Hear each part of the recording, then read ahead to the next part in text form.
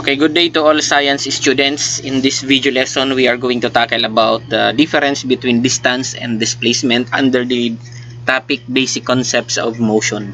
For learning competency, explain the difference between distance and displacement in everyday situations in relation to a reference point. So for objectives, define motion, discuss the concept of motion in other scientific domain, solve problems involving motion such as distance and displacement. Okay, for our short review, we have to tackle first about the scalar or vector, the difference between scalar and vector quantity. So in this picture, in number 1, the tricycle is moving at 60 km per hour. Number 2, you are standing in an open space. Number 3, you walk 1 meter per second toward your school. Number 4, the time is 2 in the afternoon. And 5, the hair of your classmate is heavy. Tell whether the statement is scalar. When we say scalar, a quantity with magnitude only. And when we say vector, a quantity with both magnitude and direction. And provide your reason. So, okay, let us have the answer. For number 1, this is a scalar because you don't know which direction the tricycle is going. The magnitude that is indicated is 60 km per hour. That is the speed. So, scalar quantity. And number 2, this is also scalar because there is no direction. You are standing in an open space. Okay, number 3, this is a vector because you have both a magnitude and direction. As you can see in the statement of number 3, you walk 1 meter per second toward your school. Okay, number 4, time is an example of scalar. And number 5, the situation needs to be carefully analyzed. Mass was mentioned in the situation. Therefore, the statement is scalar. So, yan ang pagkakaiba po ng scalar quantity and vector quantity. When we say scalar, it has only magnitude. And when we say vector, it has both magnitude and direction. What are the commonalities among situations 1, 2, 4, and 5? So, situation 1, 2, 4, and 5 indicates magnitude but without direction. So, yun yung scalar quantity. So, why is situation 3 different from the other situations? So, situation 3 indicates both magnitude and direction of motion. That's why it is a vector quantity. So, what is the main difference between a scalar and a vector quantity? So, scalar quantity indicates magnitude only, while vector quantity indicates both magnitude and direction. So, motion is fundamental concept in physics that helps us understand how objects change their positions relative to other objects or reference point. So, reference point is any point in space that we use to compare or measure the position and motion of other things. So, napakahalaga po ng reference point in terms of motion. So, ito yung magiging kasing basihan or basis in terms of comparison of motion. Without a reference point, we cannot tell if an object undergo or has a motion or change in position. So, there's motion when you move toward or away from a reference point. Imagine you are walking to school from home. There are different paths that you could take. Each path adds up to the total distance from your house to your school. Your house is your reference or starting point, and your school is considered as the final point or the final position. So, yung reference point pala po, ito yung tinatawag na starting point. Ito yung base point. So, using Cartesian coordinate system, the reference point is usually 0, 0. Itong gitna po na to sa Cartesian coordinate system, itong gitnang ito. So, itong gitnang ito yung origin. Ito yung pinaka-reference point using the Cartesian coordinate system. So, yung 0, 0. This system is divided into 4 quadrants. So, denoted as 1. Ang simula po ito nasa kanan, sa taas 1. Counterclockwise ang pagbilang po niyan, the first quadrant, second quadrant, third at fourth quadrant. So these quadrants delineate the positioning of both x and y values, discerning their signs in relation to each quadrant's boundaries. So in the previous chapter, we already introduced the 4 cardinal directions. We have the north, south, east, and west. Wherein the positive directions are north and east, and the south and west are negative direction. So talking about motion, we look at simple ideas like how far and how fast things go, and how they change speed. The fundamental concepts of motion such as time, distance or displacement, and speed or velocity will help us understand how things move. So moreover, the concept of motion has applications in other scientific domains such as biology, chemistry, and earth science. For instance, some processes such as diffusion, osmosis, and active transport help help in the movement of molecules and ions within cells. Understanding motion also aids in predicting the reaction rates and products since atoms and molecules rearrange to form a new substance in chemical reactions.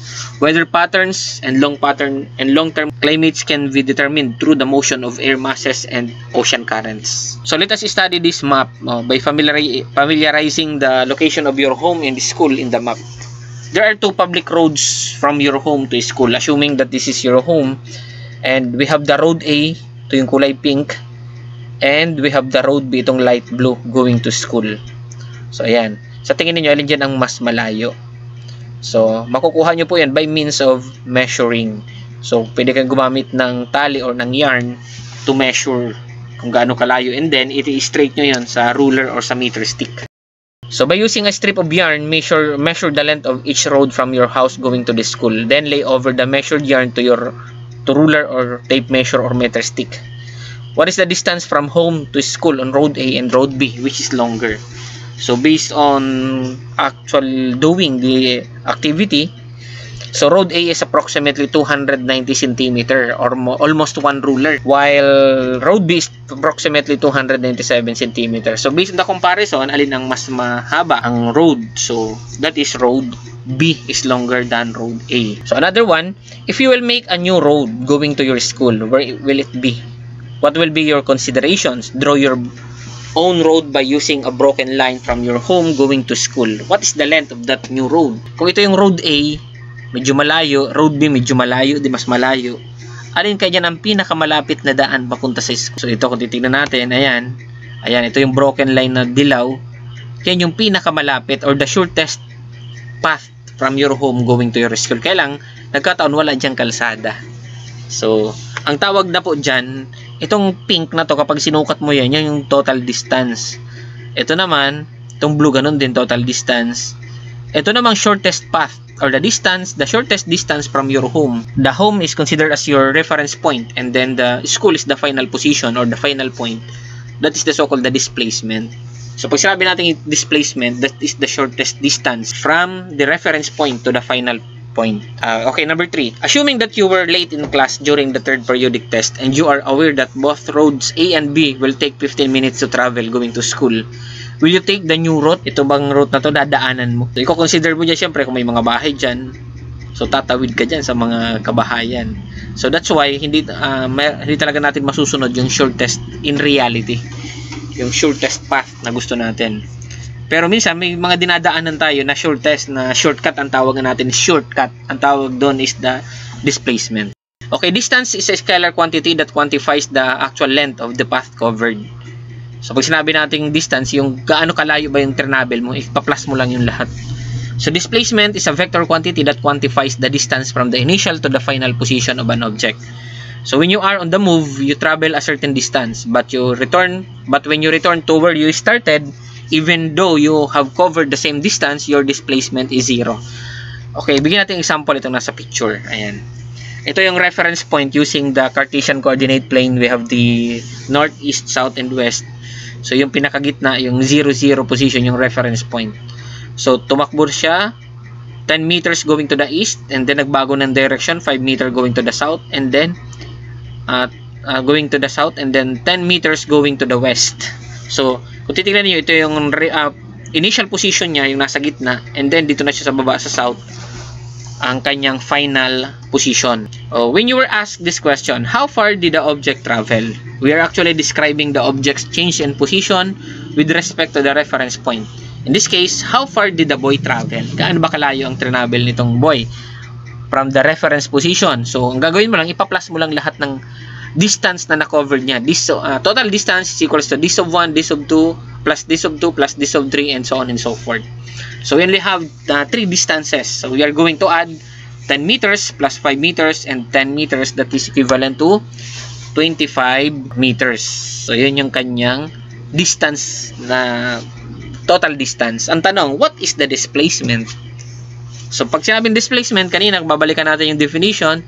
The shortest distance from the reference sa pinagmulan niya up to the final position. So, kung titignan natin, dito siya nagsimula, dito siya nag-end. Gaano kalayo yun? That is only 5 meters south. yun na yung kanyang direction. May direction na. So, yun ang pagkakaiba ng displacement. Ang displacement, a total distance from the initial to the final position, indicating the direction. So, mamaya marami pa tayong example. So, distance or displacement. Denotes, the distance is denoted by letter D, small letter D, the length of path taken by a moving object. On the other hand, displacement.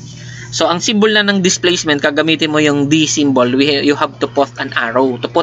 Because arrow indicates direction. Delta D. Itong delta ito is triangle. Ang meaning po ng delta is change. When you say change, pinag-usapan natin kanina, yung initial and final position.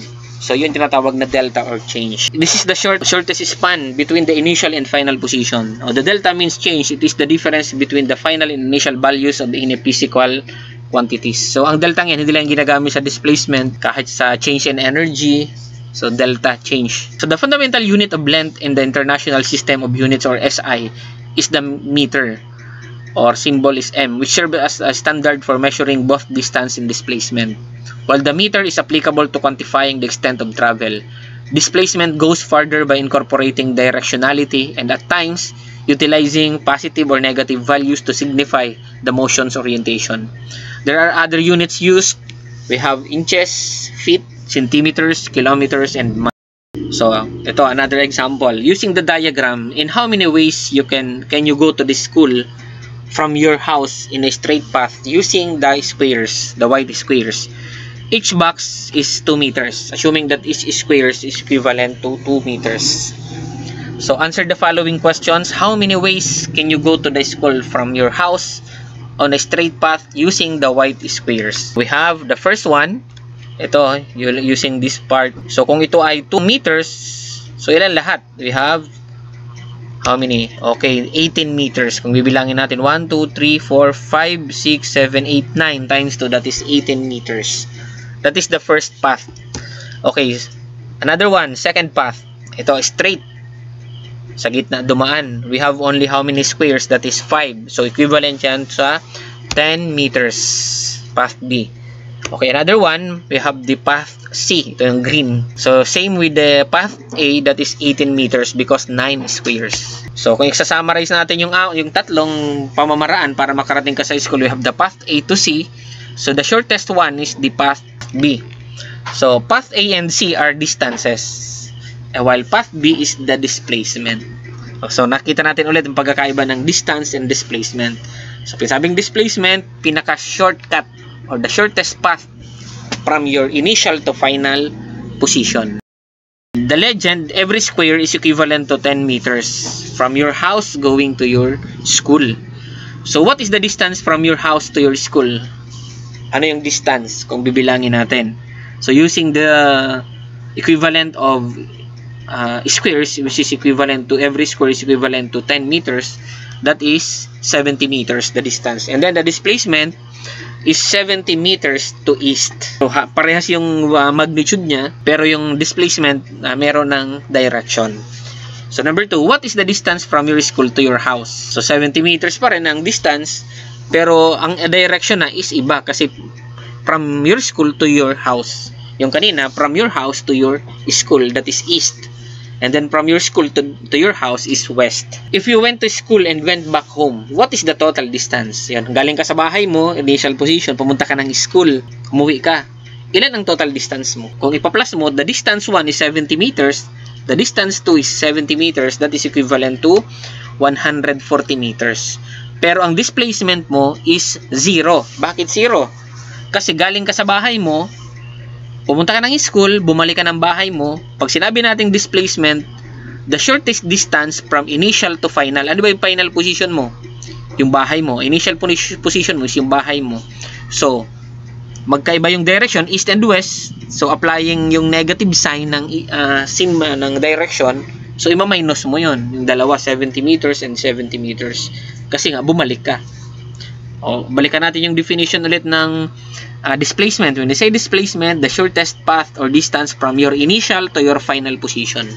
Kung ikaw ay kahit gaano pa kalayo ang pinuntahan mo, kung ang initial position mo, bumalik ka sa initial mo, yun ang final position mo, meaning you have 0 displacement. So, okay, there are three conditions of motions. We have the reference point or the fixed position or the starting point. Change in position, a certain distance must be covered. And time interval, time needed to cover the distance. So, when say distance, this is a scalar quantity. It has only magnitude and denoted by d, actual length of the path covered. When you say displacement, displacement po ito, vector quantity, magnitude plus direction, denoted by d or with sa arrow sign sa taas.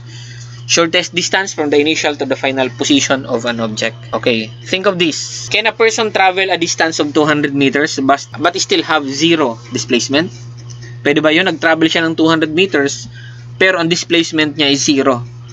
Okay, pwede. A person can travel a distance of 200 meters but still have zero displacement if the person's initial point and the final points are the same. Meaning, bumalik siya kung saan siya nagmula. Yun yung tinatawag na zero displacement. For example, the person traveled 100 meters east, then traveled 100 meters west, pabalik. This only means that the person returned to its original position, thus having zero displacement. Okay, another one. A tricycle travels 7 meter east. Ayan, as a figure. Then goes 5 meters south and turns west and travels 7 meters as shown in the picture. So, what is the total distance traveled by the tricycle? Simple lang, pag sinabi natin total distance, regardless of the direction, lahat ng travel niya, ipa-plus mo lang yun. So, ilan lahat ang kanyang distance? That is 19 meters. The question is, what is the displacement?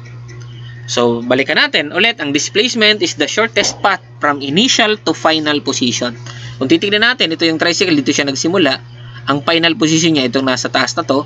So, meaning, ilang meters lang ang kanyang displacement. That is, only 5 meter going to the north. So, tandaan natin, in displacement, always indicate the direction. So, another one, draw the following on your papers using your pens. Trace the distance with a red dashed line and the displacement with a black arrow. So, box as starting point, triangle as end. So, itong sa number 1, kung tingnan mo yung curve path. So, magkaiba niyan ang distance and displacement. Ang distance, ito kapag dinaanan mo itong pinaka-curve na to. So, ang displacement yan, ito nasa picture, broken lines na kulay pula is the distance. And then, the displacement, yung black arrow na straight. Yan yung shortest or short path. Ganon din sa B, sa second picture, kailang same lang ang kanilang distance and displacement kasi straight. Okay, dito sa pangatlong picture, ganon din. Mas mahaba yung distance. Yan, kasi from reference, dadaan yan dito sa square path going to the triangle. And then, ito yung shortest distance which is the displacement. And then yung sa circle, the same lang din yan. The same ang distance and displacement. Ang kaibahan lang, you are going to indicate the direction and displacement.